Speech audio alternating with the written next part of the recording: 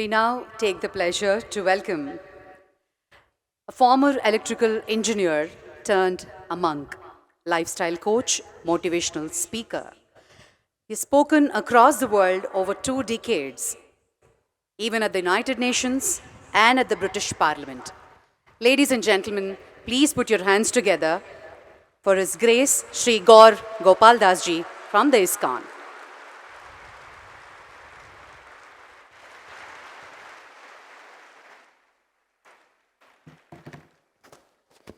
Dear brothers and sisters, ladies and gentlemen, boys and girls, a very good morning to you. It doesn't look like you're happy seeing all of us. A very good morning to you, ladies and gentlemen. We're coming from many parts of the world. We can do much better. A very good morning to you, ladies and gentlemen. That sounds so much better. Can you imagine if we try to keep all our boundaries of genders, religions, nationalities, socio-economic statuses all aside and come together as one force, as one humanity? Can you see the power in our voice? Can we do that again? Suprabhatam, ladies and gentlemen. The power when boundaries go away. The power when hearts connect. And therefore, it is a commendable initiative. My heartfelt gratitude to the Government of India, to the Ministry of Culture for organizing such an incredible event, the Global Spirituality Mahotsav. This initiative is bringing so many people, regardless of faiths and affiliations, together with open-mindedness to explore spirituality. My gratitude, of course, to Honorable President of India, Draupadi Murmu ji, who will be gracing us this evening for the inaugural function. Gratitude to Shri Kamlesh Patel ji, Daji ji, or I don't know if it's just Daji or Daji ji, but since I'm just Daji, Shri Kamlesh Patel Daji ji, my gratitude. Gratitude to all the Heartfulness volunteers who have put this together. Can you imagine putting this event together? How hard that is? How many of you are good at spellings in school? How many of you are terrible at spellings in school? How many didn't care about spellings in school? One boy in school class was asked by his teacher, 7-year-old, which state of India are you from? He said, I'm from Arunachal Pradesh, madam. I said, can you spell it for me? He said, I'm from Goa, actually. Right, who spells Arunachal Pradesh? Now, if you spell the word success, the second letter of the word success is U. And we cannot spell the success of such a grand event without you, right? Without you. You can't have the word success without the vowel U. If it's just S-C-C-E-S-S, how do you spell that word? So, ladies and gentlemen, brothers and sisters, without all of you, this event is no event.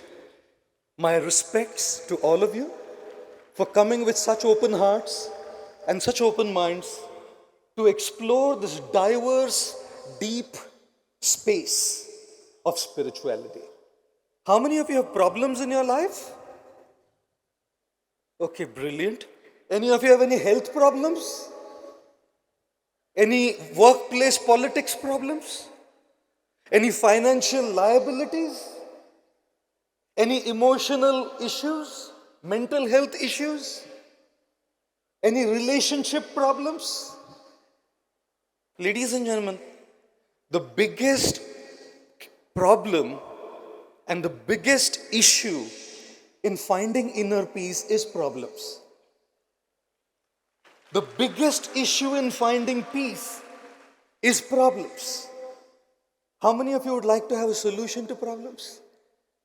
All of us. Take your smartphone, go to your wallpaper settings, change the wallpaper of your lock screen and your home screen to the picture of your spouse if you're married. And whenever you have a serious problem, look at that picture like this. And say to yourself, if I can handle this, I can handle any damn thing in my life.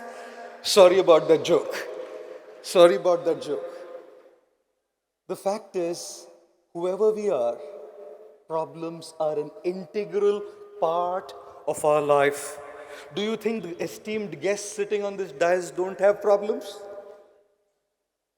Do you think they will not go through health crises? Do you think they will not have governmental issues when it comes to building things of this scale? Spiritual or no spiritual? When we are human beings living on this planet, we are all going to experience problems just of a different kind.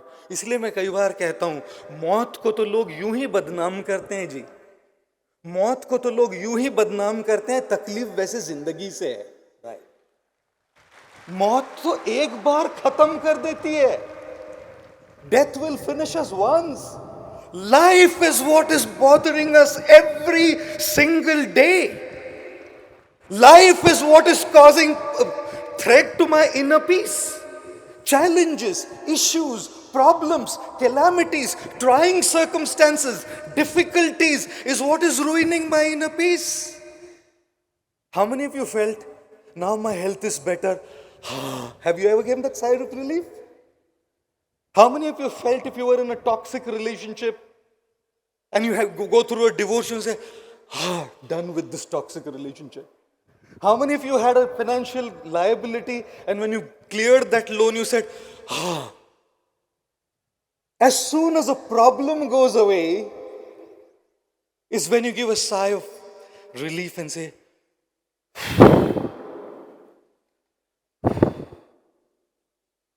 peace. I'm peaceful. For a lot of people in the world out there, the definition of peace is absence of problems. Why have you come here? Because there's so much going on. You've come here to disconnect and find some peace within. Peace is equal to absence of problems. People think, let all the problems go away and then I'll be peaceful. I say completely the opposite. First be peaceful, you'll be better off in dealing with your problems. Right. If you say, let the problems go away and be peaceful, today one problem will go away, tomorrow there'll be another one, guys. My health is better, there's a financial problem. My finances are better, there's a relationship problem. Relationship is better, there's a social problem. Social is better, there's a weather problem. Will there ever be an end? Don't wait for problems to end to be peaceful, because problems will never end. Find your peace. And when you find your peace and your inner peace, it is from that space of peace that you will be able to deal with your problems effectively. If there's one thing that the world lacks today, is individuals who can navigate through their challenges and be at peace. The world is a collective reflection of individual consciousness. If I am not peaceful, how will the world be peaceful? If the citizens on this planet, if the brothers and sisters, the ladies and gentlemen, the boys and girls, if every individual doesn't find their peace, how will the world be peaceful, ladies and gentlemen? I'm going to tell you a story and probably give you 3 or 4 things to reflect on as you leave this place after 4 days as a practicing principle. There was once a king, and the king was extremely fond of art and paintings. He made an announcement that anybody who makes a painting depicting peace, the best painting will be rewarded with 1,000 gold coins.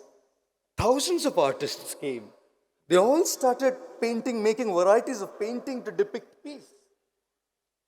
There was a gentleman who was screening all the paintings, and out of all the hundreds and thousands of paintings, he selected 2. And they were both covered with a veil. Now the king was to come on stage, unveil each of them, see what was painted, and decide out of the 2 who was the winner and who gets the 1,000 gold coins. The king came on stage. He unveiled the first painting. What did he say? A beautiful, crystal clear lake, aquamarine waters. There was such clarity you could see the bottom of the lake. There were beautiful mountains, birds flying around, clear skies with fluffy clouds floating in, beautiful swans swimming on the surface of the lake. And the king said, "Wow, my goodness me, this seems to be like the best painting depicting peace." He went to the second one. He unveiled the second painting. The second painting had a dark, gloomy, depressing sky with lightning in there, huge rain showers. There was a mountain which was dry, no greenery, and there was a tiny little branch jutting out of the mountain. On that tiny branch, was a nest. And in that nest was a mother bird feeding her little ones, the birdlings, with great affection and love. Guess which one did the king reward? The second painting. Because the first one is a myth.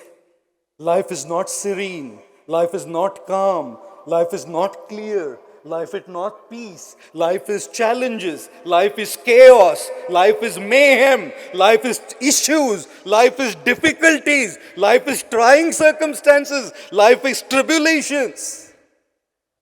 And in the middle of all this darkness, if I can have my inner nest here, my heart like that nest. Outside is a gloomy sky. Outside is thunderstorms. Outside is lightning. I lost my job. I lost my parent. I lost my spouse. I lost this. I lost my health. I lost my money. Lost. This is the world outside.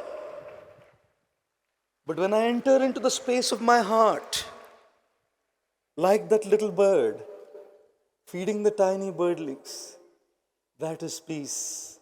The real depiction of peace. Finding peace within, in a world full of chaos, in a world full of mayhem. And that is exactly what happened on the battlefield of Kurukshetra. 5,000 years back. Chaos, mayhem, confusion, lack of clarity. One Arjun standing there didn't know what to do. His properties were taken away. Rights were taken away. Their wife was disrobed. Their sons were killed. And in the middle of all of that, he was on the battlefield now trying to do his duty. He didn't know what to do. In that confusion and darkness, he turned towards his friend, mentor, guide, and guru, Shri Krishna.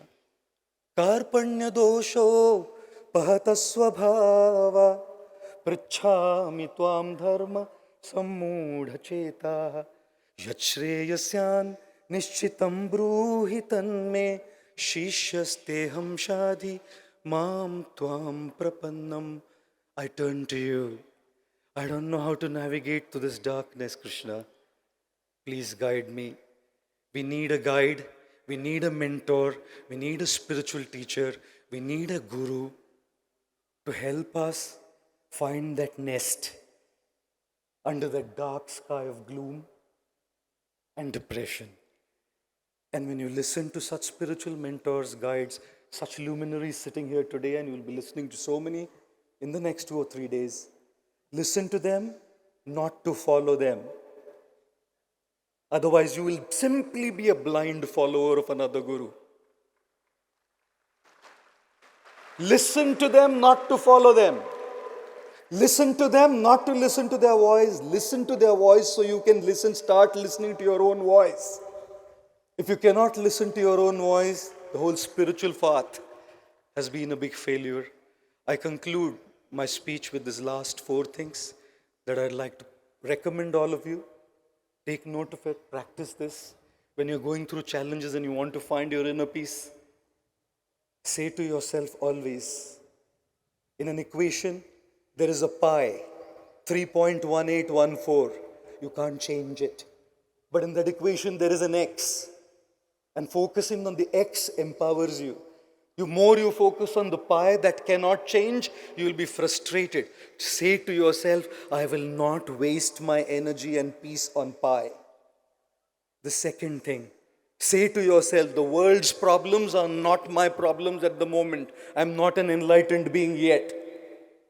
I'm okay to deal with my own share of troubles at the moment. Say to yourself the third thing, I don't need all answers and everything sorted out right now. Life is a journey. Things evolve. You don't need everything sorted, everything clear right away. And fourth, if you're a believer, turn to God. If you're a non-believer, turn to life, universe, whatever. You don't have to do it alone. Turn to somebody to whom you can connect and take off that stuff from your head. And as Kamleshji Patel Daji ji said, in this world today, let's religions not divide us. 2 plus 8 is 10, 3 plus 7 is 10, 6 plus 4 is 10, and so is 1 plus 9. There are multiple ways to reach 10. The end goal is 10. Whether I add 2 and 8 to be 10 or 1 and 9 to be 10, we are all meant to reach that stage of 10. Let us respect each other. Let us not just, he mentioned that we should tolerate, shouldn't be tolerance alone. It should be acceptance of each other. Tolerance of each other to acceptance of each other.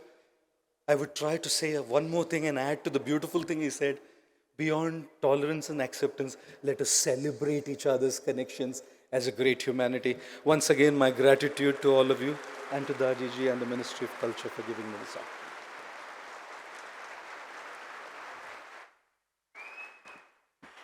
Dhanyavad, or thank you very much, Gopal Das ji, for all the energy and the inspiration. A huge round of applause, ladies and gentlemen.